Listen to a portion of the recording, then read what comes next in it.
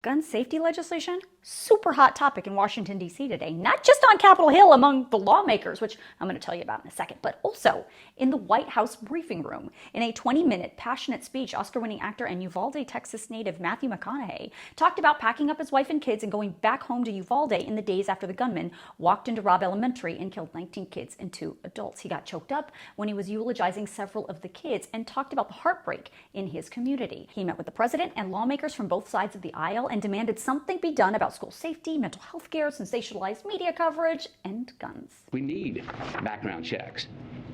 We need to raise the minimum age to purchase an AR-15 rifle to 21. We need a waiting period for those rifles. We need red flag laws and consequences for those who abuse them. These are reasonable, practical, tactical regulations to our nation, states, communities, schools, and homes. Responsible gun owners are fed up with the Second Amendment being abused and hijacked by some deranged individuals. These regulations are not a step back.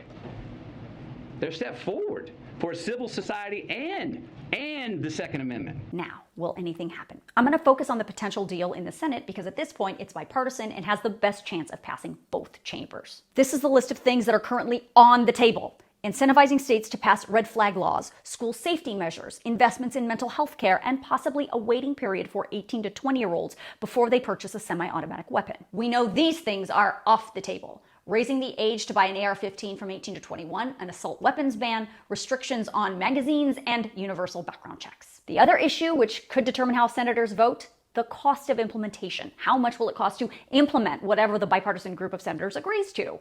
Well, those costs need to be offset by cutting costs somewhere else. Senate leadership had hoped this bipartisan group could get a deal done by this week, but at this point, that's not happening. But talks seem to be going so well, the Senate Majority Leader and the President don't want to disrupt things, and they certainly don't want to push them to get something done immediately for the sake of time. They would rather have them keep talking so they can actually come to a deal.